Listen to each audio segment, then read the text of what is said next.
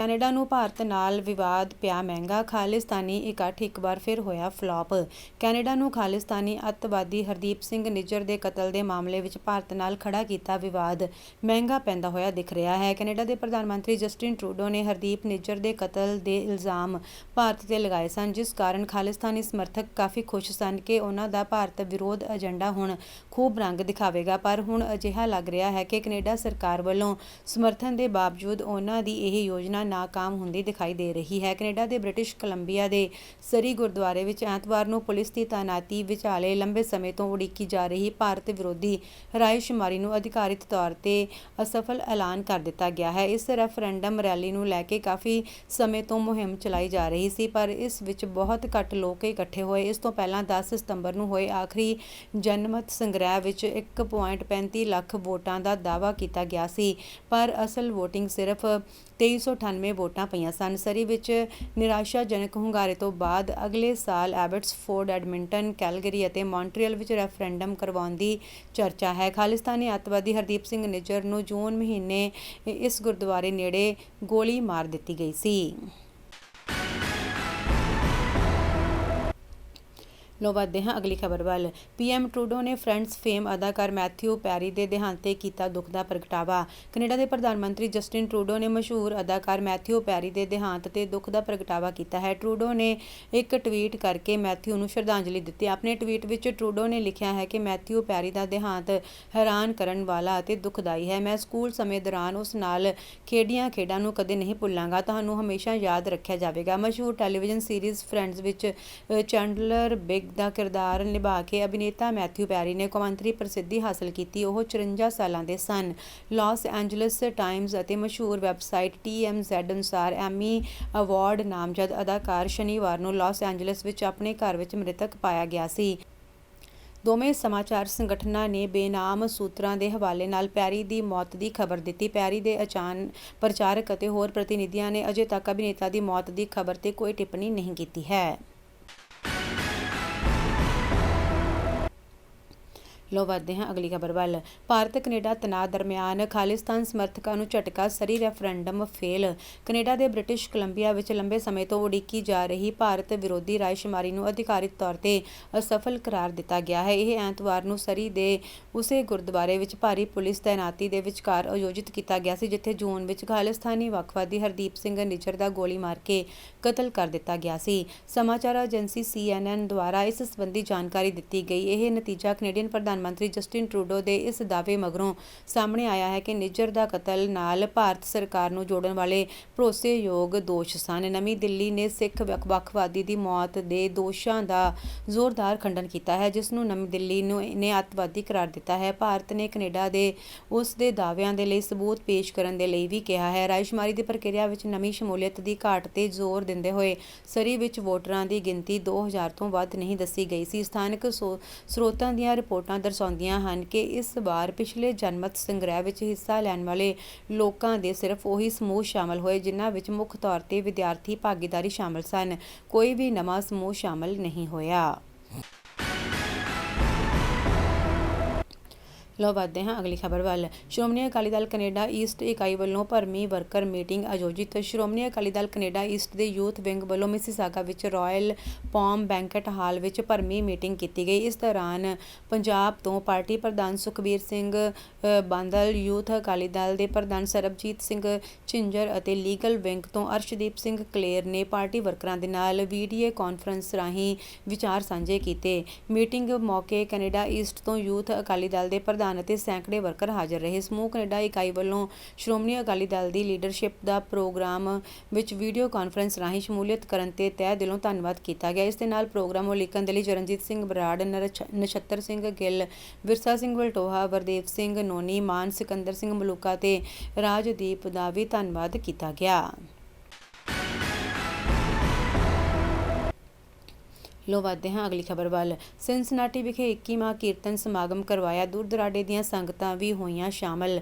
America ਦੇ ਸੂਬੇ ਓਹਾਈਓ ਦੇ ਸ਼ਹਿਰ ਸਿਨਸਿਨਾਟੀ ਵਿਖੇ 21ਵਾਂ ਸਾਲਾਨਾ 3 ਰੋਜ਼ਾ ਕੀਰਤਨ ਸਮਾਗਮ Guru Nanak society of greater Cincinnati ਗੁਰਦੁਆਰਾ ਸਾਹਿਬ ਵਿਖੇ ਕਰਵਾਇਆ ਗਿਆ। ਹਰ ਸਾਲ ਦੀ ਤਰ੍ਹਾਂ ਇਸ ਵਾਰ ਵੀ ਅਮਰੀਕਾ ਅਤੇ ਕੈਨੇਡਾ ਤੋਂ ਗੁਰਸਿੱਖ ਪਰਿਵਾਰ ਆਨੰਦਮਈ ਕੀਰਤਨ ਅਤੇ ਸੰਗਤ ਲਈ ਕਈ ਘੰਟਿਆਂ ਦੀ ਯਾਤਰਾ ਕਰਕੇ ਇੱਥੇ ਪਹੁੰਚੇ। ਹਰ ਸਾਲ ਦੀ ਤਰ੍ਹਾਂ ਸਿਨਸਿਨਾਟੀ ਅਤੇ ਲਾਗਲੇ ਸ਼ਹਿਰ ਡੇਟਨ ਆਦਿ ਦੀ ਸੰਗਤ ਇਸ ਸਾਲਾਨਾ ਸਮਾਗਮ ਦੀ ਬੜੀ ਬੇਸਬਰੀ ਦੇ ਨਾਲ ਉਡੀਕ ਕਰਦੀ ਹੈ ਅਤੇ ਗੁਰੂ ਸਾਹਿਬ ਤੇ ਗੁਰੂ ਜੀ ਦੇ ਪਿਆਰੇ ਸਿੱਖਾਂ ਦੀ ਸੰਗਤ ਵਿੱਚ 3 ਦਿਨ ਬਿਤਾਉਣ ਦੇ ਲਈ ਉਤਸ਼ਾਹਿਤ ਰਹਿੰਦੀ ਹੈ। ਇਸ ਸਮਾਗਮ ਦੇ ਵਿੱਚ ਭਾਗ ਲੈਣ ਦੇ ਲਈ ਟੋਰਾਂਟੋ, ਬਰੈਂਪਟਨ, ਸੈਨ ਫਰਾਂਸਿਸਕੋ ਅਤੇ ਹੋਰ ਦੂਰ ਦੁਰਾਡੇ ਇਲਾਕਿਆਂ ਤੋਂ ਸੰਗਤ ਪੁੱਜੀ ਸੀ। 3 ਦਿਨਾਂ ਵਿੱਚ ਕੀਰਤਨੀਆਂ ਨੇ ਕੁੱਲ 18 ਘੰਟੇ, ਜਿਸ ਵਿੱਚ ਬੱਚੇ ਅਤੇ ਨੌਜਵਾਨ ਵੀ ਸ਼ਾਮਲ ਸਨ, ਗੁਰਬਾਣੀ ਦਾ ਮਨੋਹਰ ਕੀਰਤਨ ਗਾਇਨ ਕੀਤਾ। ਸਵੇਰੇ ਰੋਜ਼ਾਨਾ ਨਿਤਨੇਮ ਤੋਂ ਬਾਅਦ ਆਸਾ ਦੀ ਵਾਰ ਦਾ ਕੀਰਤਨ ਗਾਇਨ ਵੀ ਕੀਤਾ ਗਿਆ। ਕੀਰਤਨ ਦੌਰਾਨ ਕੋਈ ਘੋਸ਼ਣਾ ਨਹੀਂ ਕੀਤੀ ਗਈ ਅਤੇ ਸਾਰੇ ਕੀਰਤਨ ਕਰਨ ਵਾਲੇ ਸੇਵਾਦਾਰਾਂ ਨੂੰ ਪਹਿਲਾਂ ਹੀ ਵਾਰੀ ਅਤੇ ਸਮਾਂ ਦਿੱਤਾ ਗਿਆ ਸੀ। ਕਿਸੇ ਹੋਰ ਨੇ ਕੀਰਤਨ ਕਰਨ ਦੇ ਲਈ ਵਾਰੀ ਮੰਗਣ ਬਾਰੇ ਸੋਚਿਆ ਵੀ ਨਹੀਂ, ਕਿਉਂਕਿ ਸਾਰੇ ਕੀਰਤਨ ਦੌਰਾਨ ਨਾਮ ਦੇ ਪ੍ਰੇਮ ਵਿੱਚ ਰੰਗੇ ਹੋਏ ਸਨ। ਕਈ ਘੰਟੇ ਬੀਤ ਜਾਣ ਤੋਂ ਬਾਅਦ ਵੀ ਸੰਗਤ ਵਿੱਚ ਬੈਠੇ ਕਿਸੇ ਨੂੰ ਘਰ ਜਾਣ ਦਾ, ਸੌਣ ਦੀ ਕੋਈ ਇੱਛਾ ਨਹੀਂ ਸੀ।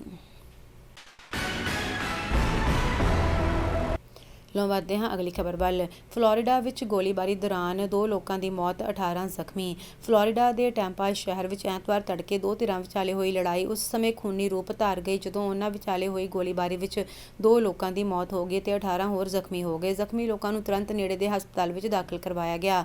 ਪੁਲਿਸ ਨੇ ਇਹ ਜਾਣਕਾਰੀ ਸਾਂਝੀ ਕੀਤੀ ਹੈ। ਟੈਂਪਾ ਪੁਲਿਸ ਦੇ ਮੁਖੀ ਲੀ ਬਾਰਕਵਾਵ ਨੇ ਇੱਕ ਪ੍ਰੈਸ ਕਾਨਫਰੰਸ ਵਿੱਚ ਦੱਸਿਆ ਹੈ ਕਿ ਬੋਰ ਸਿਟੀ ਇਲਾਕੇ ਵਿੱਚ ਈਸਟ 7th ਐਵੀਨਿਊ ਦੇ ਵਿੱਚ ਤੜਕੇ 3 ਵਜੇ ਗੋਲੀਬਾਰੀ ਦੀ ਖਬਰ ਮਿਲਣ ਤੋਂ ਬਾਅਦ ਅਧਿਕਾਰੀ ਮੌਕੇ ਤੇ ਪੁੱਜੇ। ਜਿਹੜੀ ਥਾਂ ਤੇ ਲੜਾਈ ਹੋਈ ਉੱਥੇ ਕਈ ਬਾਰ ਅਤੇ ਕਲੱਬ ਹਨ। ਦੇਰ ਰਾਤ ਤੱਕ ਉੱਥੇ ਵੱਡੀ ਗਿਣਤੀ ਵਿੱਚ ਲੋਕ ਮੌਜੂਦ ਸਨ। ਉਹਨਾਂ ਕਿਹਾ ਹੈ ਕਿ ਫਿਲਹਾਲ ਪੁਲਿਸ ਕੋਲ ਕੋਈ ਠੋਸ ਜਾਣਕਾਰੀ ਨਹੀਂ ਹੈ ਕਿ ਜਿਨ੍ਹਾਂ ਲੋਕਾਂ ਦਰਮਿਆਨ ਲੜਾਈ ਹੋਈ ਹੈ ਉਹ ਗੋਲੀਬਾਰੀ ਤੋਂ ਪਹਿਲਾਂ ਕਿਸੇ ਬਾਰ ਦੇ ਅੰਦਰ ਸਨ ਜਾਂ ਨਹੀਂ।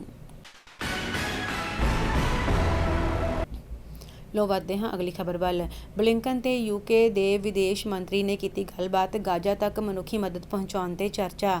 ਅਮਰੀਕੀ ਵਿਦੇਸ਼ ਮੰਤਰੀ ਐਂਟਨੀ ਬਲਿੰਕਨ ਨੇ ਆਪਣੇ ਯੂਕੇ ਹਮਰੁਤਬਾ ਜੇਮਸ ਕਲੀਵਰਲੇ ਦੇ ਨਾਲ ਫੋਨ ਤੇ ਗੱਲ ਕੀਤੀ। ਦੋਵਾਂ ਨੇਤਾਵਾਂ ਨੇ ਇਜ਼ਰਾਈਲ ਹਮਾਸ ਸੰਘਰਸ਼, ਗਾਜ਼ਾ ਵਿੱਚ ਫਲਸਤੀਨੀ ਨਾਗਰਿਕਾਂ ਦੇ ਲਈ ਮਾਨਵਤਾਵਾਦੀ ਪਹੁੰਚ ਅਤੇ ਸਾਰੇ ਬੰਦਕਾਂ ਦੀ ਤੁਰੰਤ ਰਿਹਾਈ ਦੀ ਜ਼ਰੂਰਤ ਤੇ ਚਰਚਾ ਕੀਤੀ। ਇਸ ਦੌਰਾਨ ਬਲਿੰਕਨ ਅਤੇ ਕਲੀਵਰਲੇ ਨੇ ਇਜ਼ਰਾਈਲ ਦੇ ਸਵੈ ਰੱਖਿਆ ਦੇ ਅਧਿਕਾਰ ਦੀ ਪੁਸ਼ਟੀ ਕੀਤੀ ਅਤੇ ਸੰਘਰਸ਼ ਨੂੰ ਫੈਲਣ ਤੋਂ ਰੋਕਣ ਅਤੇ ਬੰਦਕਾਂ ਦੀ ਰਿਹਾਈ ਨੂੰ ਯਕੀਨੀ ਬਣਾਉਣ ਦੇ ਲਈ ਖੇਤਰੀ ਭਾਈਵਾਲਾਂ ਦੇ ਨਾਲ ਆਪਣੀ ਭਾਈਵਾਲੀ ਬਾਰੇ ਚਰਚਾ ਕੀਤੀ। ਐਤਵਾਰ ਨੂੰ ਸਾਂਝੇ ਕੀਤੇ ਗਏ ਇੱਕ ਬਿਆਨ ਵਿੱਚ ਅਮਰੀਕੀ ਵਿਦੇਸ਼ੀ ਵਿਭਾਗ ਮੈਥਿਊ ਮਿਲਰ ਨੇ ਕਿਹਾ ਹੈ ਕਿ ਵਿਦੇਸ਼ ਮੰਤਰੀ ਐਂਟਨੀ ਜੇ ਬਲਿੰਕਨ ਨੇ ਬ੍ਰਿਟਿਸ਼ ਵਿਦੇਸ਼ ਸਕੱਤਰ ਜੇਮਸ ਕਲੇਵਰਲੇ ਦੇ ਨਾਲ ਗੱਲ ਕੀਤੀ। ਆਪਣੀ ਗੱਲਬਾਤ ਵਿੱਚ ਬਲਿੰਕਨ ਅਤੇ ਕਲੇਵਰਲੇ ਨੇ ਇਜ਼ਰਾਈਲ ਦੇ ਸਵੈ ਰੱਖਿਆ ਦੇ ਅਧਿਕਾਰ ਦੀ ਪੁਸ਼ਟੀ ਕੀਤੀ, ਟਕਰਾਅ ਨੂੰ ਫੈਲਣ ਤੋਂ ਰੋਕਣ ਦੇ ਲਈ ਖੇਤਰੀ ਭਾਈਵਾਲਾਂ ਦੇ ਨਾਲ ਆਪਣੀ ਭਾਈਵਾਲੀ ਬਾਰੇ ਚਰਚਾ ਕੀਤੀ। ਉਸਨੇ ਗਾਜ਼ਾ ਵਿੱਚ ਨਾਗਰਿਕਾਂ ਨੂੰ ਮਾਨਵਤਾਵਾਦੀ ਸਹਾਇਤਾ ਦੀ ਨਿਰੰਤਰ ਸਪਲਾਈ ਨੂੰ ਯਕੀਨੀ ਬਣਾਉਣ ਦੀ ਜ਼ਰੂਰਤ ਨੂੰ ਦੁਹਰਾਇਆ। ਲੋ ਵਧਦੇ ਹਾਂ ਅਗਲੀ ਖਬਰ ਵੱਲ। ਟਰੰਪ ਨੇ ਮੁਸਲਮਾਨਾਂ ਦੇ ਲਈ ਯਾਤਰਾ ਪਾਬੰਦੀ ਬਹਾਲ ਕਰਨ ਦਾ ਕੀਤਾ ਦਾਅਵਾ, ਵਾਈਟ ਹਾਊਸ ਨੇ ਕੀਤੀ ਆਲੋਚਨਾ। ਅਮਰੀਕਾ ਦੇ ਸਾਬਕਾ ਰਾਸ਼ਟਰਪਤੀ ਡੋਨਾਲਡ ਟਰੰਪ ਨੇ ਵਾਅਦਾ ਕੀਤਾ ਹੈ ਕਿ ਜੇਕਰ ਉਹ ਦੂਜੀ ਵਾਰ ਵਾਈਟ ਹਾਊਸ ਦੇ ਲਈ ਚੁਣੇ ਜਾਂਦੇ ਹਨ ਤਾਂ ਉਹ ਕੁਝ ਮੁਸਲਿਮ ਬਹੁਗਿਣਤੀ ਵਾਲੇ ਦੇਸ਼ਾਂ ਦੇ ਲੋਕਾਂ ਤੇ ਅਤੀਤ ਵਿੱਚ ਲਗਾਈ ਗਈ ਵਿਵਾਦਿਤ ਯਾਤਰਾ ਪਾਬੰਦੀ ਨੂੰ ਬਹਾਲ ਕਰ ਦੇਣਗੇ। ਸ਼ਨੀਵਾਰ ਨੂੰ ਰਿਪਬਲਿਕਨ ਯਹੂਦੀ ਗੱਠਜੋੜ ਦੇ ਸਾਲਾਨਾ ਸੰਮੇਲਨ ਵਿੱਚ ਟਰੰਪ ਨੇ ਕਿਹਾ ਹੈ ਕਿ ਤੁਹਾਨੂੰ ਯਾਤਰਾ ਪਾਬੰਦੀ ਯਾਦ ਹੈ, ਇੱਕ ਦਿਨ ਮੈਂ ਯਾਤਰਾ ਪਾਬੰਦੀ ਨੂੰ ਬਹਾਲ ਕਰਾਂਗਾ। ਅਸੀਂ ਯਾਤਰਾ ਪਾਬੰਦੀ ਲਗਾਈ ਕਿਉਂਕਿ ਅਸੀਂ ਨਹੀਂ ਚਾਹੁੰਦੇ ਸੀ ਕਿ ਸਾਡੇ ਦੇਸ਼ ਵਿੱਚ ਅਜਿਹੇ ਲੋਕ ਆਉਣ ਜੋ ਇਸ ਨੂੰ ਨੁਕਸਾਨ ਪਹੁੰਚਾਉਣ ਦੇ ਵਿਚਾਰ ਨੂੰ ਪਸੰਦ ਕਰਦੇ ਹਨ। ਟਰੰਪ ਨੇ ਦਾਅਵਾ ਕੀਤਾ ਹੈ ਕਿ ਉਹਨਾਂ ਦੇ ਪ੍ਰਸ਼ਾਸਨ ਦੌਰਾਨ ਲਗਾਈ ਗਈ ਯਾਤਰਾ ਪਾਬੰਦੀ ਕਾਫੀ ਸਫਲ ਰਹੀ। ਰਿਪਬਲਿਕਨ ਪਾਰਟੀ ਵੱਲੋਂ ਰਾਸ਼ਟਰਪਤੀ ਅਹੁਦੇ ਦੀ ਨਾਮਜ਼ਦਗੀ ਦੀ ਦੌੜ ਵਿੱਚ ਸ਼ਾਮਲ ਟਰੰਪ ਨੇ ਕਿਹਾ ਹੈ ਕਿ ਸਾਡੇ ਦੇਸ਼ ਵਿੱਚ 4 ਸਾਲਾਂ ਵਿੱਚ ਇੱਕ ਵੀ ਘਟਨਾ ਨਹੀਂ ਵਾਪਰੀ ਕਿਉਂਕਿ ਅਸੀਂ ਲੋਕਾਂ ਨੂੰ ਆਪਣੇ ਦੇਸ਼ ਵਿੱਚੋਂ ਬਾਹਰ ਰੱਖਿਆ ਹੈ। ਅਸੀਂ ਉਹਨਾਂ ਲੋਕਾਂ ਨੂੰ ਬਾਹਰ ਕੱਢ ਦਿੱਤਾ। ਸਾਡੇ ਦੇਸ਼ ਵਿੱਚ ਇੱਕ ਵੀ ਘਟਨਾ ਨਹੀਂ ਵਾਪਰੀ। ਟਰੰਪ ਨੇ 2017 ਵਿੱਚ ਆਪਣੇ ਰਾਸ਼ਟਰਪਤੀ ਕਾਰਜਕਾਲ ਦੀ ਸ਼ੁਰੂਆਤ ਦੌਰਾਨ Iran, Libya, Somalia, Syria, Yemen, Iraq ਅਤੇ ਸੁਡਾਨ ਦੇ ਲੋਕਾਂ ਦੇ ਦਾਖਲੇ ਤੇ ਪਾਬੰਦੀ ਲਗਾ ਦਿੱਤੀ ਸੀ। ਲੋ ਵਧਦੇ ਹਾਂ ਅਗਲੀ ਖਬਰ ਵੱਲ। ਨਿਊਯਾਰਕ ਜੰਗਬੰਦੀ ਦੀ ਮੰਗ ਨੂੰ ਲੈ ਕੇ ਪ੍ਰਦਰਸ਼ਨ, ਪੁਲਿਸ ਨੇ 200 ਲੋਕ ਹਿਰਾਸਤ ਵਿੱਚ ਲਏ। ਗਾਜ਼ਾ ਪੱਟੀ ਤੇ ਇਜ਼ਰਾਈਲ ਦੀ ਬੰਬਾਰੀ ਤੇਜ਼ ਹੋਣ ਕਾਰਨ ਸ਼ੁੱਕਰਵਾਰ ਸ਼ਾਮ ਨੂੰ ਸੈਂਕੜੇ ਪ੍ਰਦਰਸ਼ਨਕਾਰੀ ਨਿਊਯਾਰਕ ਸਿਟੀ ਦੇ ਮਸ਼ਹੂਰ ਗ੍ਰੈਂਡ ਸੈਂਟਰਲ ਟਰਮੀਨਲ ਦੇ ਮੁੱਖ ਕੰਪਲੈਕਸ ਤੇ ਇਕੱਠੇ ਹੋਏ ਅਤੇ ਜੰਗਬੰਦੀ ਦੀ ਮੰਗ ਕਰਦਿਆਂ ਨਾਅਰੇਬਾਜ਼ੀ ਕੀਤੀ। ਨਿਊਯਾਰਕ ਪੁਲਿਸ ਵਿਭਾਗ ਦੇ ਅਧਿਕਾਰੀਆਂ ਨੇ ਇਨ੍ਹਾਂ ਪ੍ਰਦਰਸ਼ਨਕਾਰੀਆਂ ਚੋਂ ਘੱਟੋ-ਘੱਟ 200 ਨੂੰ ਹਿਰਾਸਤ ਵਿੱਚ ਲਿਆ ਅਤੇ ਉਨ੍ਹਾਂ ਨੂੰ ਰੇਲਵੇ ਸਟੇਸ਼ਨ ਤੋਂ ਬਾਹਰ ਲੈ ਗਏ। NYPD ਨੇ ਕਿਹਾ ਹੈ ਕਿ ਪ੍ਰਦਰਸ਼ਨਕਾਰੀਆਂ ਨੂੰ ਥੋੜ੍ਹੇ ਸਮੇਂ ਦੇ ਲਈ ਹਿਰਾਸਤ ਵਿੱਚ ਲਿਆ ਗਿਆ, ਸਮਨ ਜਾਰੀ ਕੀਤੇ ਗਏ ਅਤੇ ਫਿਰ ਰਿਹਾ ਕਰ ਦਿੱਤਾ ਗਿਆ। ਪ੍ਰਦਰਸ਼ਨ ਦੌਰਾਨ ਮੈਟਰੋਪੋਲੀਟਨ ਟਰਾਂਸਪੋਰਟੇਸ਼ਨ ਅਥਾਰਟੀ ਨੇ ਯਾਤਰੀਆਂ ਨੂੰ ਪੈਨ ਸਟੇਸ਼ਨ ਦੀ ਵਰਤੋਂ ਕਰਨ ਦੇ ਲਈ ਕਿਹਾ। ਪੁਲਿਸ ਵੱਲੋਂ ਪ੍ਰਦਰਸ਼ਨਕਾਰੀਆਂ ਨੂੰ ਸਟੇਸ਼ਨ ਤੋਂ ਹਟਾਏ ਜਾਣ ਮਗਰੋਂ ਬਾਕੀ ਪ੍ਰਦਰਸ਼ਨਕਾਰੀ ਸੜਕਾਂ ਤੇ ਆ ਗਏ। ਉੱਧਰ ਇਜ਼ਰਾਈਲ ਨੇ ਗਾਜ਼ਾ ਪੱਟੀ ਵਿੱਚ ਇੰਟਰਨੈੱਟ ਤੇ ਸੰਚਾਰ ਦੇ ਹੋਰ ਸਾਧਨਾਂ ਨੂੰ ਬੰਦ ਕਰ ਦਿੱਤਾ, ਜਿਸ ਕਾਰਨ ਉੱਥੇ ਰਹਿਣ ਵਾਲੇ 23 ਲੱਖ ਲੋਕ ਆਪਸ ਵਿੱਚ ਤੇ ਬਾਹਰੀ ਦੁਨੀਆ ਦੇ ਨਾਲੋਂ ਕੱਟੇ ਗਏ ਹਨ। ਲੋ ਵਧਦੇ ਹਾਂ ਅਗਲੀ ਖਬਰ ਵੱਲ। ਗੁਰਦੁਆਰਾ ਸਿੰਘ ਸਭਾ ਪੁੰਤੀਨੀਆ ਵਿਖੇ ਮਨਾਇਆ ਗਿਆ ਬਾਬਾ ਸੰਤ ਪ੍ਰੇਮ ਸਿੰਘ ਮੁਰਾਲੇ ਵਾਲਿਆਂ ਦਾ ਜਨਮ ਦਿਹਾੜਾ। ਵਿਦਿਆ ਦੇ ਦਾਨੀ, ਸਮਾਜ ਸੇਵੀ ਤੇ ਮਹਾਨ ਬ੍ਰਹਮ ਗਿਆਨੀ ਸੰਤ ਬਾਬਾ ਪ੍ਰੇਮ ਸਿੰਘ ਜੀ ਮੁਰਾਲੇ ਵਾਲਿਆਂ ਦੇ 141ਵੇਂ ਜਨਮ ਦਿਹਾੜੇ ਨੂੰ ਸਮਰਪਿਤ ਦੁਨੀਆ ਭਰ ਵਿੱਚ ਸੰਗਤਾਂ ਵੱਲੋਂ ਗੁਰਦੁਆਰਾ ਸਾਹਿਬਾਨ ਵਿੱਚ ਸਾਲਾਨਾ ਸਮਾਗਮ ਕਰਵਾਏ ਗਏ। ਇਸ ਲੜੀ ਤਹਿਤ ਇਟਲੀ ਦੇ ਜ਼ਿਲ੍ਹਾ ਲਾਤੀਨਾ ਦੇ ਪ੍ਰਸਿੱਧ ਸ਼ਹਿਰ ਪੁੰਤੀਨੀਆ ਵਿਖੇ ਸਥਿਤ ਗੁਰਦੁਆਰਾ ਸਿੰਘ ਸਭਾ ਪੁੰਤੀਨੀਆ ਵਿਖੇ ਇਲਾਕੇ ਦੀਆਂ ਸਮੂਹ ਸੰਗਤਾਂ ਦੇ ਸਹਿਯੋਗ ਨਾਲ ਮਹਾਂਪੁਰਸ਼ਾਂ ਦਾ ਜਨਮ ਦਿਹਾੜਾ ਬਹੁਤ ਹੀ ਸ਼ਰਧਾ, ਉਤਸ਼ਾਹ ਅਤੇ ਪ੍ਰੇਮ ਭਾਵਨਾ ਨਾਲ ਮਨਾਇਆ ਗਿਆ। ਇਸ ਮੌਕੇ ਤੇ ਸੁਖਮਨੀ ਸਾਹਿਬ ਦੇ ਜਾਪ ਕੀਤੇ ਗਏ ਅਤੇ ਭੋਗ ਉਪਰੰਤ ਗੁਰਦੁਆਰਾ ਸਾਹਿਬ ਦੇ ਹਜੂਰੀ ਰਾਗੀ ਭਾਈ ਮਨਿੰਦਰ ਸਿੰਘ ਖਾਲਸਾ ਤੇ ਸਾਥੀਆਂ ਨੇ ਸੰਤਾਂ ਦੇ ਜੀਵਨ ਅਤੇ ਜਨਮ ਦਿਹਾੜੇ ਦੇ ਇਤਿਹਾਸ ਤੋਂ ਸੰਗਤਾਂ ਨੂੰ ਜਾਣੂ ਕਰਵਾਇਆ। ਸੰਗਤਾਂ ਲਈ ਗੁਰੂ ਕੇ ਲੰਗਰ ਅਟੁੱਟ ਵਰਤਾਏ ਗਏ। ਸਮਾਗਮ ਦੀ ਸਮਾਪਤੀ ਮੌਕੇ ਪ੍ਰਬੰਧਕ ਕਮੇਟੀ ਵੱਲੋਂ ਸਮਾਗਮ ਵਿੱਚ ਸੇਵਾਵਾਂ ਕਰਨ ਵਾਲੇ ਸੇਵਾਦਾਰਾਂ ਨੂੰ ਗੁਰੂ ਘਰ ਦੀ ਬਖਸ਼ੀਸ਼ ਸਿਰੋਪਾ ਦੇ ਕੇ ਸਨਮਾਨਿਤ ਕੀਤਾ ਗਿਆ।